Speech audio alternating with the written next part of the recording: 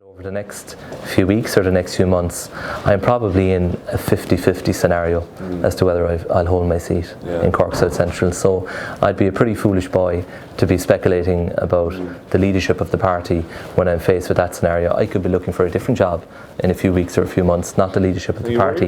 If it's a constituency of death, you know, it's a real tough one down there. It's probably a 50-50 call for me. You know, I took the 5th seat the last time.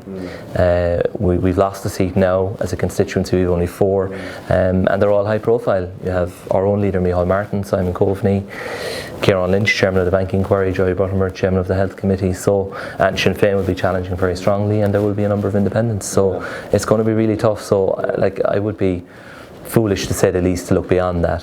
Have you contemplated a scenario where you take out the leader? That's not going to happen. No, you think the leader will be elected ahead of you in all circumstances? He will be elected, and look, he will put forward his own case to the people of Cork South Central. He has been a poll topper consistently because of his work rate on the ground in the constituency.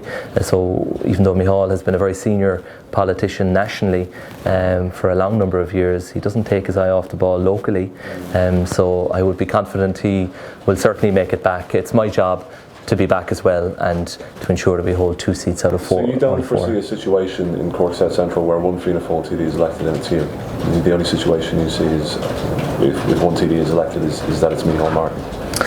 Well, look, I suppose I look at the hard numbers. You know, in the last election, I was about, I think, 3,500 votes behind Micheál Martin. It's not my job to catch him. It's my job to make sure we get a second Fianna Fáil seat, and you know, I fully expect that if we are to get a second seat, that I will be taking it. And but you know, the order really doesn't matter to me. The priority is to hold 2 seats because we just can't countenance any other outcome. But it's going to be really difficult, and I'm certainly taking absolutely nothing for granted. Yeah.